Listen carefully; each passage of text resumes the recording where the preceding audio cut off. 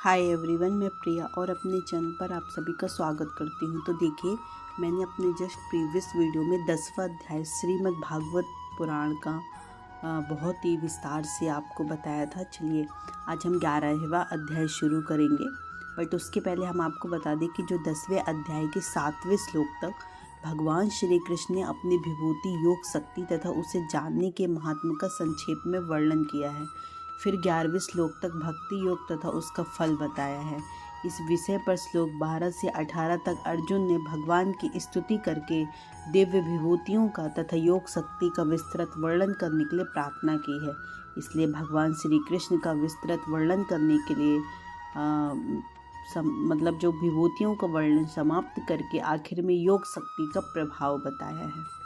चलिए, तो हमारे भगवान श्री कृष्ण और अर्जुन जी का संवाद चल रहा है।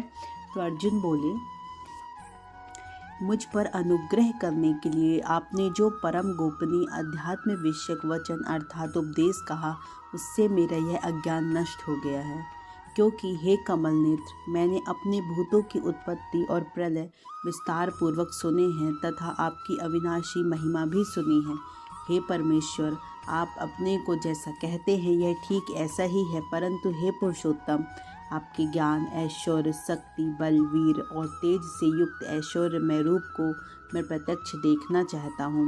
हे प्रभु, यदि मेरे द्वारा आपका वह रूप देखा जाना शक्य है, ऐसा आप मानते हैं, तो हे योगेश्वर, उस अविनाशी स्वरूप का मुझे दर्शन कराइए।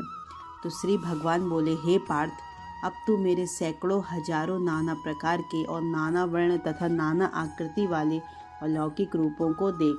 हे भरतवंशी अर्जुन, तू मुझ में आदित्यों को अर्थात अदिति के 12 पुत्रों को, 8 वसुओं को, 11 रुद्रों को, दोनों अश्विनी कुमारों को और 49 मरुद गणों को देख, और भी बहुत से पहले न देखे हुए आश्चर्यमय रूपों को देख। हे अर्जुन, अब इस मेरे शरीर में एक जगह स्थित चराचर सहित संपूर्ण जगत को देख। और भी कुछ देखना चाहता है सो देख, परंतु मुझको इन अपने प्राकृत नेत्रों द्वारा देखने में निसंदेह समर्थ नहीं है। इसी से मैं तुझे दिव्य अर्थात अलौकिक चक्षु देता हूँ, इससे तू मेरी ईश्वरी योग शक्ति को देख। संजय बोले, हे राजन, महायोगेश्वर और सब पापों के नाश करने वाले भगवान ने इस प्रकार कहकर उसके पश्चात अर्जुन को परम ऐश्वर्य युक्त दिव्य स्वरूप दिखलाया।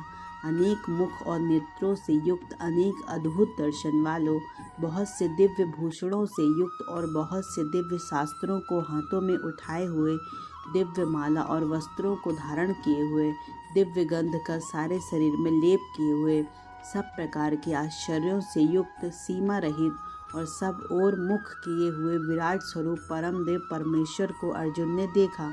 आकाश में 1000 सूर्यों के एक साथ उदय होने से उत्पन्न जो प्रकाश, वह भी उस विश्वरूप परमात्मा के प्रकाश से सदृश कदाचित ही हो। पांडुपुत्र अर्जुन ने उस समय अनेक प्रकार के विभक्त अर्थात पृथक पृथक संपूर्ण जगत को देवों के देव श्री कृष्ण भगवान के उस शरीर में एक जगह स्थित देखा। उसके अनंतर वे आश्चर्य से चकित और पुलकित शरीर अर्जुन प्रकाश में विश्वरूप परमात्मा को श्रद्धा सहित सिर से प्रणाम करके हाथ जोड़कर बोले। अर्जुन बोले, हे देव, मैं आपके शरीर में संपूर्ण देवों अर्थात अनेक भूतों के समुदाय को, कमल के आसन पर विराजित ब्रह्मा को, महादेव को और संपूर्ण ऋषियों को, दिव्य सर्पों को देखता हूँ। हे संपूर्ण विश्व के स्वामी, आपको अनेक भुजा, पेट, मुख, नेत्रों से युक्त तथा सब ओर से अनंत रूपों वाला देखता हूँ। हे विश्वरूप, मैं आपके ना तो अंत को देखता हूँ, ना मध्य को और न आदि को।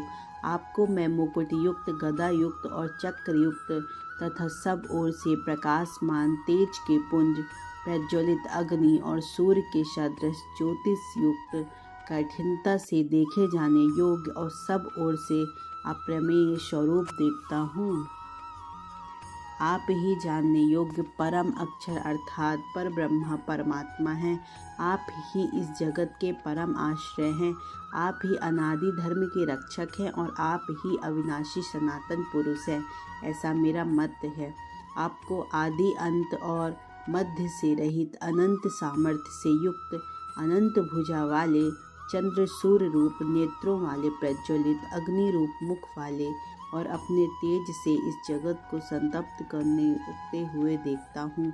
हे महात्मन, यह स्वर्ग पृथ्वी के बीच का संपूर्ण आकाश तथा सब दिशाएं एक आप से ही परिपूर्ण हैं और आपके इस अलौकिक और भयंकर रूप को देखकर तीनों लोकों अति व्यथा को प्राप्त हो रहे हैं। वे ही देवताओं के समूह आप में प्रवेश करते हैं और कुछ भयभीत होकर हाथ जोड़े आपके नाम और गुणों का उच्चारण करते हैं तथा महर्षि और सिद्धों के समुदाय कल्याण को ऐसा कहकर उत्तम स्रोतों वाले आपकी स्तुति करते हैं। जो 11 रुद्र और 12 आदित्य तथा 8 वसु साध्यगण, विश्वदेव, अश्विनी कुमार और मरुदगण और पितरों का समुदाय तथा गंधर्व, यक्ष, राक्षस और सिद्धों के समुदाय हैं, वे सब ही विस्मित होकर आपको देखते हैं। हे महानुभाव, आपके बहुत मुख नेत्रों वाले, बहुत हाथ, जंघा और पैरों वाले, बहुत उदरों वाले और बहुत सी दाढ़ों के कारण अत्यंत विकराल महान रूप को देखकर सब कुछ को लोग व्याकुल हो रहे हैं तथा मैं भी व्याकुल हो रहा हूँ, क्योंकि हे विष्णु, आकाश को स्पर्श करने वाले दैदीप्यमान अनेक वर्णों युक्त तथा फैलाए हुए मुख और प्रकाशमान विशाल नेत्रों से युक्त आपको देखकर भयभीत अंतःकरण वाले मैं धीरज और शांति नहीं पाता हूँ। दाढ़ों के कारण विकराल और प्रलय काल की अग्नि के समान प्रज्वलित आपके मुखों को देखकर मैं दिशाओं को नहीं जानता हूँ और सुख भी नहीं पाता हूँ। इसलिए हे देवेश, हे जगनी वास, आप प्रसन्न हो। ये सभी धृतराष्ट्र के पुत्र राजाओं के समुदाय सहित आप में प्रवेश कर रहे हैं और भीष्म पितामह, द्रोणाचार्य तथा वह कर्ण और हमारे पक्ष के भी प्रधान योद्धाओं सहित सब के सब आपके दाढ़ों के कारण विकराल भयानक मूर्खों में बड़े वेग से दौड़ते हुए प्रवेश कर रहे हैं और कई एक चूर्ण हुए सिरों सहित आपके दांतों के बीच लगे हुए दिख रहे हैं। जैसे नदियों के बहुत से जल के प्रवाह स्वाभाविक ही समुद्र के सम्मुख दौड़ते हैं, अर्थात समुद्र में प्रवेश करते हैं, वैसे ही वे नरलोक के वीर भी आपके प्रज्वलित मुखों में प्रवेश कर रहे हैं। जैसे पतंग मोहवश नष्ट होने के लिए प्रज्वलित अग्नि में अति वेग से दौड़ते हुए प्रवेश करते हैं, वैसे ही ये सब लोग भी अपने नाश के लिए आपके मुख में अति वेग से दौड़ते हुए प्रवेश कर रहे हैं। आप उन संपूर्ण लोगों को प्रज्वलित मुखों द्वारा ग्रास करते हुए सब ओर से बार बार चाट रहे हैं।